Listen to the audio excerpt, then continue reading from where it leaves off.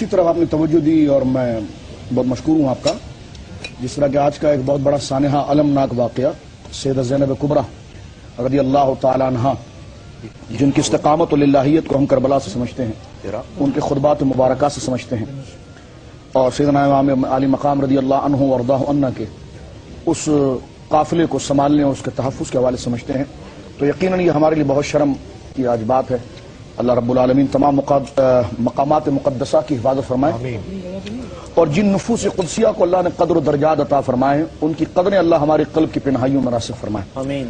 میں یہاں پر یہ عرض کرنا چاہتا ہوں کہ دیکھیے کہ جو آپ نے یہ کہا کہ آثار مقدسہ، تو یقیناً یہ ایک عجیب و غریب جو ہے کہ وہ یوں کہیے کہ سازش ہے اور سراسر خارجیت ہے کہ جس کی بنا پر جو ہے وہ مقامات مقدسہ اور بالخصوص مزارات کو منہدم کرنے کے حوالے سے یہ جو سلسلہ ہے، جبکہ ہم یہ دیکھتے ہیں کہ آثار مقدسہ کی تعظیم اور اس کی توقیر کا ایک سلسلہ ہے. میں ایک بات عرض کروں، اہل سنت میں بہت بڑے امام گزرے ہیں، صاحب خزیمہ، صاحب صحیح بن خزیمہ، حضرت ابو بکر بن خزیمہ رضی اللہ تعالیٰ، جن کی حدیث شریف کی کتاب ہے صحیح بن خزیمہ. ان کے حالات ہم پڑھتے ہیں، اور وہ ہیں جن کو ہمارے وہاں جس طرح کہ علامہ ابن حجر اسقلانی نے تہذیب التہذیب میں لکھا کہ امام العلی الحدیث ہے.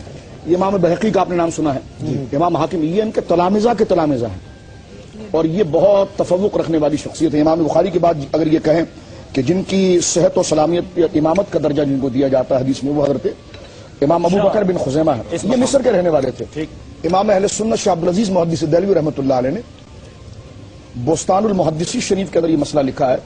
فرمایا کہ کچھ ان کے حاسدین وہاں پیدا ہوئے تو وہ وہاں سے ہجرت کر کے طوس آ گئے، مشہد، اور جو مشہد کا انہوں نے انتخاب کیا. تو ہمارے دیکھیے کہ اکابر کے اندر شغف کتنا ہے صالحین کا. اور ایک وجہ یہ بھی تھی کہ حضرت امام علی رضا رضی اللہ تعالیٰ عنہ وارضاہ عنہ لخت جگر سیدنا موسیٰ کاظم رضی اللہ تعالیٰ عنہ فرما رہے مشہد میں، وہاں پر جو پہنچے تو ان کے بارے میں علامہ ابن حبان نے کتاب الثقات میں بھی لکھا ہے، علامہ ابن حجر نے تہذیب التہذیب میں بھی لکھا ہے کہ ہم نے خود باقاعدہ جماعت کی صورت میں ان کی مزار مقدسہ پر حاضری دی، اور ہم بڑے حیران تھے کہ دن بھر حضرت حدیث پڑھاتے تھے اور شام کے وقت اپنا لباس چینج کر کے درویشانہ لباس پہن کر برہنہ پاؤں حضرت امام علی رضا کے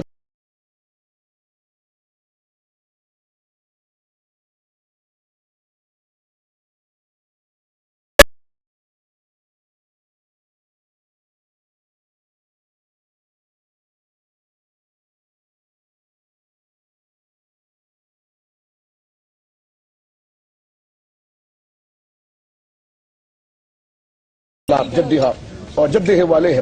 تو میں اس وقت سیدنا امام علی رضا کی مزار مقدسہ کی زیارت کرتا ہوں. تو کہنے کا مقصد یہ ہے کہ جنہوں نے احادیث کی خدمت کی ہے اور اس کی باغڈور سنبھالی ہے، ان میں ان تمام چیزوں کا بڑا تقدس، بڑا مرتبہ، بڑا مقام رہا ہے. اور آخری بات میں صرف اس حوالے سے یہاں پر عرض کرنا چاہتا ہوں، شاہ عبدالعزیز صاحب نے تحفے میں بھی لکھا ہے کہ اگر کسی راوی کو اگر آپ صحیح جانتے ہیں، میں وقت زیادہ تو نہیں لے رہا، نہیں آپ کسی راوی ہمارے فائدے میں، ہاں یہ امت کے فائدے میں یقیناً. تو میں یہ عرض کر رہا ہوں کہ حضرت شاہ عبدالعزیز صاحب نے تحفہ میں نقل فرمایا کہ راوی حدیث کے لیے دو چیزیں ضروری ہوتی ہیں. ایک تو صادق القول ہو، راسخ العمل ہو، قول جو بیان کر رہا وہ بھی سچا ہو اور عمل بھی تقویٰ اس کا ٹھیک ہو جب اس سے حدیث رسول لی جاتی ہے. شاہ صاحب فرماتے ہیں کہ ہمارے وہاں تیسری شرط ہے حب اہل بیت، کیونکہ یہ واقعہ ہوا ہے یہاں پر، ٹھیک ہے، حب اہل بیت. فرمایا اگر کوئی شخص صادق القول ہو اور راسخ العمل ہو اور اس کے دل میں بغض اہل بیت کا، تو اس سے روایت لینا حرام ہے. یہ امام اہل سنت شاہ عبدالعزیز محدث دہلوی کے وہ افکار ہیں. اور آخر میں ایک میں بات عرض کروں، بخاری کے اندر موجود ہے، جب کعبہ شریف تعمیر تھا تو کتاب الحج کے اندر موجود رسول اللہ صلی اللہ علیہ وسلم پہنچے اور سیدہ عائشہ سے، میری ماں سے حضور نے یہ کہا رضی اللہ عنہ بنت صدیق کہ عائشہ یہ جو کعبہ بنا ہے نا، اس کا مراد و مفہوم یہ ہے، یعنی یہ میرے مزاج کے موافق نہیں ہے. اچھا، کیونکہ اس کا دروازہ اوپر ہے.